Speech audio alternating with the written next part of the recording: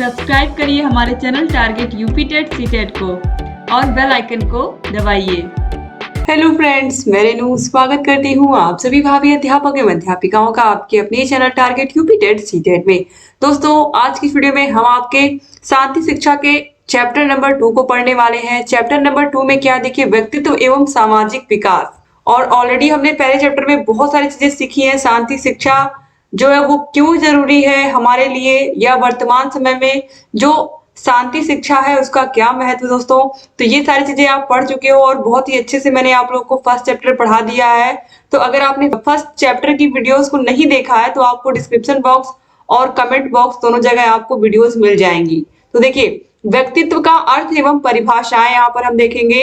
तो मानव का व्यवहार, कार्य, स्वभाव, सोच, प्रवृत्ति तथा चरित्र एक समान नहीं होते हैं। इनमें कुछ न कुछ अंतर अवश्य होता है। सभी व्यक्तियों की शारीरिक संरचना, वेशभूषा आदि में अंतर होता है। कोई वस्तु जो एक व्यक्ति के लिए सही होती है वही वस्तु दूसरे व्यक्ति के लिए गलत हो सकती है। सामान्यतः व्यक्तित्व शब्द अंग्रेजी के पर्सनैलिटी शब्द का पर्याय है। पर्सनैलिटी शब्द लैटिन भाषा के शब्द पर्सोना से बना है, जिसका अर्थ नकाब होता है, या जिसे ग्रीक नायक नाटक करते समय पहनते थे। प्रारंभ में व्यक्तित्व का अर्थ व्यक्ति के बाह्य रंग रूप इतना आकर्षक नहीं होता है, लेकिन उनका व्यक्तित्व आकर्षक माना जाता है, जैसे गांधी, टैगोर, स्वामी विवेकानंद आदि। इस प्रकार मनोविज्ञान में व्यक्तित्व का अर्थ व्यक्ति के रंग रूप एवं गुणों की समष्टि से होता है। यानी कि जो व्यक्तित्व होता है हमारा, वो सिर्फ हमारा बाहरी आवरण नहीं होता है कि हम कैसे दिखते हैं, कैसे कपड़े पहनते हैं। हमारा जो व्यक्तित्व वो झलकता है कि हम कैसे बोलते हैं, किस तरीके से अपने छोटों के साथ व्यवहार करते हैं, कैसे अपने बड़ों के साथ व्यवहार करते हैं, समाज में किस तरीके से हम हमारे अंदर लोगों के प्रति दया भावना है कि नहीं, सहयोग की भावना है कि नहीं, सभी की बातों को हम अच्छे से सुन पाते हैं या नहीं, और अपनी बातों को अच्छे से दूसरों के सामने रख पाते हैं या नहीं। इन सारी चीजों से मिलकर के व्यक्तित्व बनता है किसी भी व्यक्ति का। ठीक है, तो वैलेंटाइन ने व्यक्तित्व की परिभाषा किस प्रकार दी है, चलिए देखते हैं। व्यक्तित्व जन्मजात और अर्जित प्रवृत्तियों का योग होता है। यानी कि कुछ चीजें हम जन्म से लेकर के पैदा होते हैं और कुछ हम इस दुनिया में आने के बाद, यानी कि आसपास के लोगों से, स्कूल के लोगों से, अपने फ्रेंड सर्किल से, अपने रिलेटिव से कुछ ना कुछ सीखते रहते हैं। तो ये सारी चीजें मिल करके एक व्यक्तित्व का निर्माण करती है, ये कहा है वैलेंटाइन ने। अब गिलफोर्ड ने क्या कहा है, व्यक्तित्व गुणों का समन्वित रूप है। यानी कि जो व्यक्तित्व है किसी भी व्यक्ति का, वो उसके गुणों से मिलकर के बना होता है। इसके बाद अगला है विंग एवं हंट के अनुसार, तो व्यक्तित्व एक व्यक्ति के संपूर्ण व्यवहार, प्रतिमान और उसकी विशेषताओं के योग का उल्लेख करता है। तो व्यक्तित्व एक व्यक्ति के संपूर्ण व्यवहार, प्रतिमान और उसकी विशेषताओं के योग का उल्लेख करता है। यानी कि यहाँ पर भी यही चीज कही गई है कि जो व्यक्तित्व होता है वो व्यक्ति का जो व्यवहार होता है, उसकी जो विशेषताएं होती हैं, उन्हीं का योग होता है। अब व्यक्तित्व की विशेषताएं क्या क्या होती हैं, देखिए सबसे पहले है स्व जागरूकता या आत्म चेतना, सेल्फ अवेयरनेस और सेल्फ कॉन्शियसनेस। यानी कि व्यक्तित्व जो व्यक्ति की प्रथम एवं प्रमुख विशेषता है वह है आत्म चेतना। अपनी इसी विशेषता के कारण उसे सर्वोच्च प्राणी का स्थान प्राप्त हुआ है तथा इसमें व्यक्तित्व की उपस्थिति को स्वीकार किया गया। इसका मतलब क्या होता है, सेल्फ अवेयरनेस का मतलब या सेल्फ कॉन्शियसनेस का मतलब होता है कि हमारे आसपास जो घटनाएं हो रही है उसके प्रति हम जागरूक रहें, और अगर हमें लगता है कि कहीं कुछ बुरा हो रहा है तो उसके खिलाफ हम एक्शन लें, और किसी को हमारे मदद की जरूरत है तो उसको हम मदद करें। यानी कि अपने आसपास आप देखते हुए चलिए किसको किस चीज की जरूरत है, और अगर आप अपनी तरफ से कुछ भी सहयोग कर सकते हैं तो उस व्यक्ति की जरूर सहयोग करें। ये सबसे पहली विशेषता होती है व्यक्तित्व की। फिर है निरंतर निर्माण की क्रिया। इसका मतलब क्या है, तो व्यक्तित्व हमेशा निर्माण की प्रक्रिया में संलग्न रहता है, अर्थात उसके विकास में निरंतरता पाई जाती है। गैरिसन व अन्य के अनुसार व्यक्तित्व निरंतर निर्माण की क्रिया में रहता है। क्यों रहता है, क्योंकि हमेशा अपने जीवन में आप अनुभव करेंगे कि हर दिन कुछ ना कुछ आप नया सीखते हो। हर दिन आपको कुछ ना कुछ, कोई ना कोई व्यक्ति कुछ नई सीख दे जाता है, या आपकी परिस्थितियां जो है आपको कुछ ना कुछ नया सिखा करके जाती हैं। इसके बाद है शारीरिक व मानसिक स्वास्थ्य। तो मनुष्य एक मनोशारीरिक प्राणी है। उसके अच्छे व्यक्तित्व के लिए अच्छे शारीरिक व मानसिक स्वास्थ्य का होना जरूरी है। अच्छे व्यक्तित्व के लिए अच्छे शारीरिक व मानसिक स्वास्थ्य, यानी कि शारीरिक स्वास्थ्य भी अच्छा होना चाहिए और मानसिक स्वास्थ्य भी अच्छा होना चाहिए, तभी व्यक्ति सही प्रकार से सोच समझ पाएगा और अपने निर्णय ले पाएगा। तो ये बहुत जरूरी है कि व्यक्ति शारीरिक रूप से और मानसिक रूप से फिट हो। फिर है दृढ़ इच्छा शक्ति। ये बहुत इंपॉर्टेंट है। ये व्यक्तित्व क्या, किसी भी व्यक्ति का अगर व्यक्तित्व आपको जानना है तो आप उसका ये जो गुण है या ये विशेषता है उसकी आप इस पर आप गौर कर सकते हैं या फिर इसकी इसकी आप निगरानी कर सकते हैं किसी भी व्यक्ति की का व्यक्तित्व जानने के लिए। क्योंकि अगर कोई दृढ़ इच्छा शक्ति वाला व्यक्ति है तो किसी भी काम को ठान लेगा, चाहे वो कितनी भी उसमें मुश्किलें आए वह उसको पूरा करके ही रहेगा। तो देखिए, यह वह शक्ति है जो व्यक्ति को उसके मार्ग में आने वाली कठिनाइयों से संघर्ष करके उसके अपने व्यक्तित्व को आकर्षक बनाने की क्षमता प्रदान करती है। क्योंकि कोई भी इंसान, जैसे कि थॉमस अल्वा एडिसन है जिन्होंने बल्ब का आविष्कार किया, तो दोस्तों उन्होंने 1200 प्रयोग किए थे। 1200 प्रयोग करने के बाद आप सोचिए 1000 से भी ऊपर प्रयोग करने के बाद उन्हें जा करके सफलता मिली। बल्ब का आविष्कार उन्होंने किया और आज पूरी दुनिया उसी बल्ब से प्रकाशित है। तो आप सोच सकते हो कि अगर इन्होंने 1200 बार प्रयास ना किया होता या 1200 बार ये फेल ना हुए होते तो कहीं ना कहीं आज हमें जो हमारे घरों में लाइट्स दिखती हैं वो हमें नहीं दिखती। तो इस वजह से जो थॉमस अल्वा एडिसन है उनका जो आविष्कार है बल्ब, इसीलिए उनकी कहानी जो है वो बार बार सुनाई जाती है कि कहीं ना कहीं अगर व्यक्ति के अंदर दृढ़ इच्छा शक्ति है तो वह निश्चित रूप से किसी भी मुकाम तक अपने जीवन में पहुंच सकता है। फिर है निर्देशित लक्ष्य प्राप्ति। तो मनुष्य हमेशा एक निश्चित उद्देश्य को लेकर ही कार्य करता है। उसके प्रत्येक व्यवहार के पीछे कोई ना कोई लक्ष्य रहता है। फिर है दोस्तों सामाजिकता। मनुष्य को समाज से अलग कर उसके व्यक्तित्व की कल्पना भी नहीं की जा सकती। उसके बाद है दोस्तों सामंजस्य। लेकिन सामाजिकता बहुत इंपॉर्टेंट है क्योंकि हम जिस समाज में रह रहे हैं, अगर इससे हमें अलग जंगलों में भेज दिया जाए जहाँ पे कोई सुख सुविधा नहीं है, हम किसी को नहीं जानते यहाँ पर, तो इस तरीके से अगर उस जगह पर हमको रहने को कोई कह दे तो शायद हम नहीं रह पाएंगे। तो इसी वजह से सामाजिकता जो है वो व्यक्तित्व की क्या है, ये भी व्यक्तित्व के अंतर्गत ही आता है कि कोई भी व्यक्ति किस तरीके से समाज में रहता है, अपने आसपास के लोगों से कैसा व्यवहार करता है, किस तरीके का उसका व्यक्तित्व है, इससे झलकता है। फिर है सामंजस्य। व्यक्ति को केवल बाह्य वातावरण से ही नहीं बल्कि अपने व्यक्तिगत आंतरिक जीवन से भी सामंजस्य स्थापित करना पड़ता है। यानी कि सिर्फ और सिर्फ बाहरी लोगों से ही नहीं आपको सामंजस्य बैठाने की जरूरत है, अपने खुद के साथ भी, यानी कि खुद के लिए भी हमें समय निकालना बहुत जरूरी है और सामंजस्य बैठाना भी बहुत जरूरी है। इसके बाद आता है एकीकरण। तो एकीकरण का तात्पर्य व्यक्तित्व के एकीकरण से है। जिस प्रकार व्यक्ति के शरीर का कोई अंग अकेले कार्य नहीं करता, उसी प्रकार व्यक्तित्व का कोई तत्व अकेला कार्य नहीं करता है। ठीक है, तो यहाँ पर किस चीज की बात की जा रही है कि जिस प्रकार से इंसान का जो शरीर है, अकेले कोई एक अंग काम करेगा तो काम नहीं हो पाएगा, जब सारे अंग मिल करके काम करते हैं तभी काम हो पाता है। इसी प्रकार से व्यक्तित्व भी है। व्यक्तित्व बहुत सारे गुणों का एकीकरण होता है व्यक्ति के।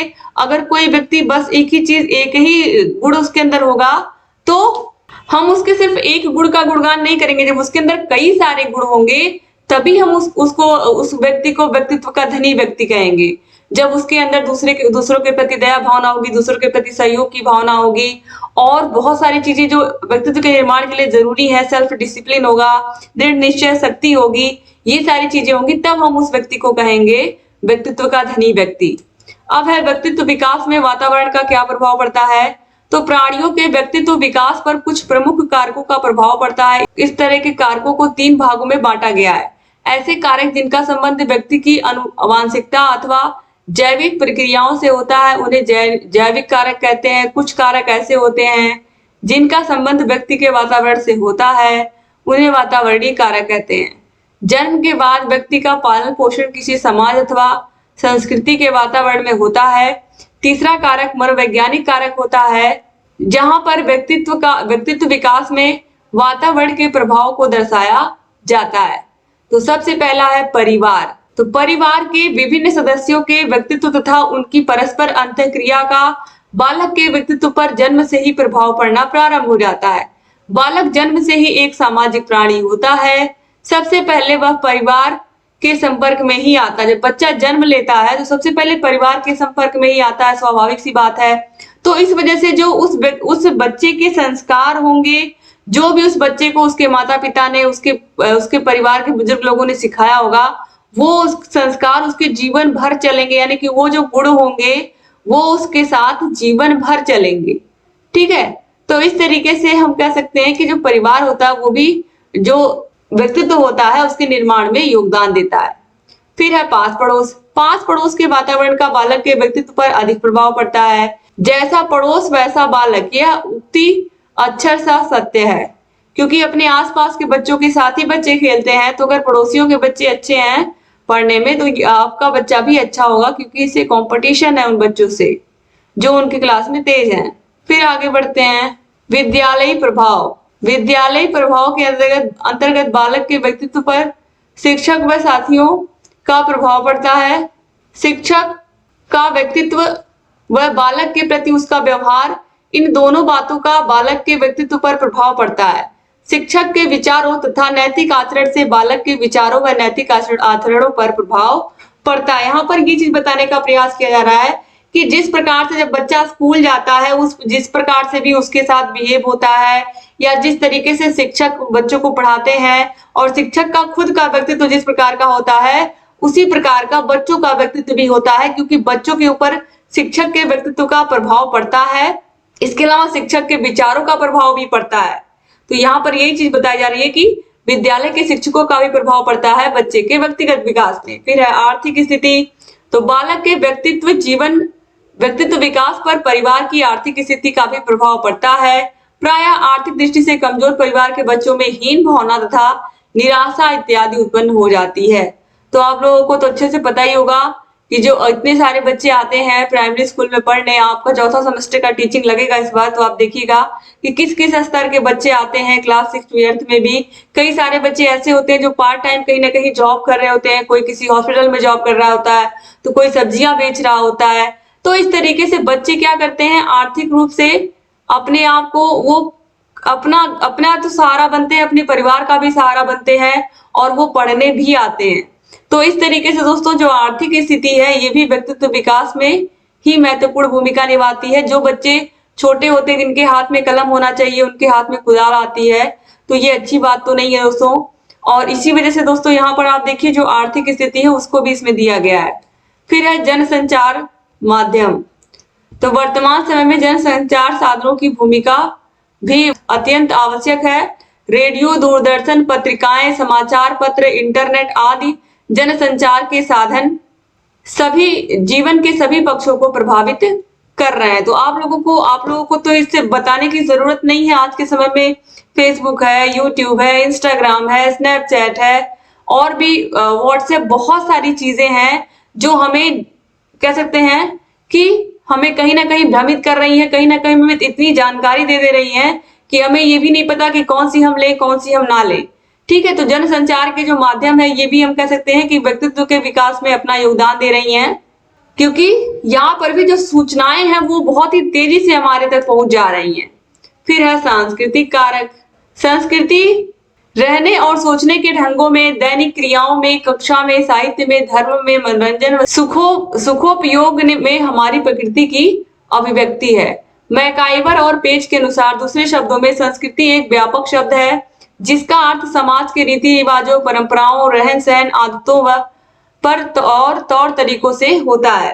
तो दोस्तों जो सांस्कृतिक कारक होते हैं, किस तरीके से जो हमारी संस्कृति है, यानी कि हम किस तरीके से कौन सी संस्कृति में रह रहे हैं, इसका मतलब ये है कि हम किस धर्म में है, जिस भी धर्म से हम बड़े हुए हैं, जो भी धर्म है हमारा, जिस भी धर्म में हम जी रहे हैं और जिस धर्म को हमने अपनाया है उसमें हमें बहुत सारी चीजें सीखने को मिलती है, और वो उसका भी प्रभाव हमारे व्यक्तित्व पर पड़ता है। जैसे अगर हम हिंदू धर्म की बात करें, किसी ने अच्छे से गीता पढ़ी है, रामायण पढ़ा है, तो उसका उस व्यक्ति के व्यक्तित्व पर उसका असर दिखेगा अगर उसने वाकई में अपने जीवन में उन श्लोकों को धारण कर लिया है, उन वचनों को धारण कर लिया। ठीक है, तो इस तरीके से संस्कृति रहने और सोचने के ढंगों में और दैनिक क्रियाओं में, कक्षा में, साहित्य में, सभी जगह पर क्या होती है, एक तरीके से अभिव्यक्ति के रूप में होती है, यानी कि हमारा जो आचरण है वो पूरी तरीके से बताता है हमारा व्यक्तित्व। तो इस वजह से चाहे संस्कृति हो हमारी, चाहे जनसंचार के माध्यम हो, चाहे स्कूल हो, हमारा परिवार हो, इन सभी का हमारे व्यक्तित्व पर असर झलकता है, क्योंकि जो संस्कृति दोस्तों है वो क्या होती है, व्यापक होती है और समाज में विभिन्न प्रकार के रीति रिवाज, परंपराएं, रहन सहन और बहुत सारी चीजें होती हैं जिनका हमारे व्यक्तित्व पर साफ साफ असर देखा जा सकता है। तो इस वजह से जो किसी भी बच्चे का व्यक्तित्व होता है, जब वह छोटा होता है तो उसके माता पिता, उसके परिवार का उसके ऊपर प्रभाव रहता है।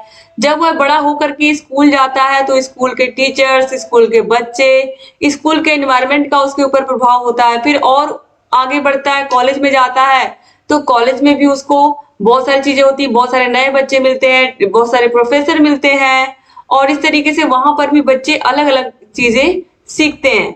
तो यहाँ पर हम ये कह सकते हैं कि जो व्यक्तित्व का निर्माण होता है वो व्यक्ति, कुछ चीजें उसके अंदर आदतें जन्मजात होती हैं लेकिन मैक्सिमम चीजें वो यहाँ पर दुनिया में आने के बाद ही सीख पाता है। यानी कि जब वह सामाजिक प्राणी बनता है, आसपास लोगों से बातचीत करता है, लोगों को ऑब्जर्व करता है, चीजों को देखता है, तब वह बहुत सारी चीजें सीख पाता है। तो यहाँ पर आज जो व्यक्तित्व के बारे में हमने पढ़ा, आप लोगों को कैसा लगा जरूर कमेंट करिएगा दोस्तों। उम्मीद करती हूँ कि आप लोगों को व्यक्तित्व टॉपिक जो यहाँ पर हम पढ़ रहे हैं ये अच्छा लग रहा होगा। तो दोस्तों अगर अभी तक आपने चैनल को सब्सक्राइब नहीं किया तो प्लीज सब्सक्राइब कर दीजिए और वीडियो को शेयर करना मत भूलिएगा, प्लीज शेयर कर दीजिएगा। और आपको अगर इन सारे विषयों की पीडीएफ यानी कि नोट्स चाहिए ये हाथों से लिखा हुआ, तो उसके लिए आपको हमारे app target UP TET CTET app को डाउनलोड करना पड़ेगा। ऐप की लिंक डिस्क्रिप्शन बॉक्स और कमेंट बॉक्स दोनों जगह मिल जाएगी और जहां कहीं कोई भी डाउट है हमसे पूछते रहिए और आपके लिए वीडियोस लेकर के आते रहेंगे और आपकी जो तैयारी है उसको बेहतर बनाते रहेंगे। Thank you so much video को पूरा देखने के लिए। चैनल से बने रहिए और ढेर सारे वीडियोस आपके लिए लेकर के आते रहेंगे। 7705 95 45 49 यही नंबर है दोस्तों। इस नंबर पर कांटेक्ट करके आप सारे के सारे डाउट्स अपने क्लियर कर सकते हैं और जहां कहीं कोई भी समस्या हमसे बता सकते हैं। और आपको सारे आठों के आठों विषयों के नोट्स मिल जाते हैं हमारे ऐप में। सारे विषयों के चैप्टर वाइज टेस्ट, सारे विषयों के मास्टर क्लास की वीडियोस, सारे विषयों के राजन और पवन सीरीज की पूरी पीडीएफ। तो अलग से आपको मार्केट से कुछ भी खरीदने की जरूरत नहीं है। एक बार आप कोर्स को ले लीजिए अपने 4th सेमेस्टर के, तो आप बस पढ़ते रहिए और अपनी तैयारी को बेहतर बनाते रहिए। और बहुत ही आसान चीजें वहां पर हमने बताई है, वहां पर कोई ऐड, कोई प्रचार भी नहीं आता है। तो आप किसी प्रकार से डिस्टर्ब नहीं होंगे, केवल अपने 4th सेमेस्टर की ही चीजें वहां से पढ़ेंगे। तो एक बार फिर से आप सभी का बहुत बहुत धन्यवाद। जय हिंद दोस्तों।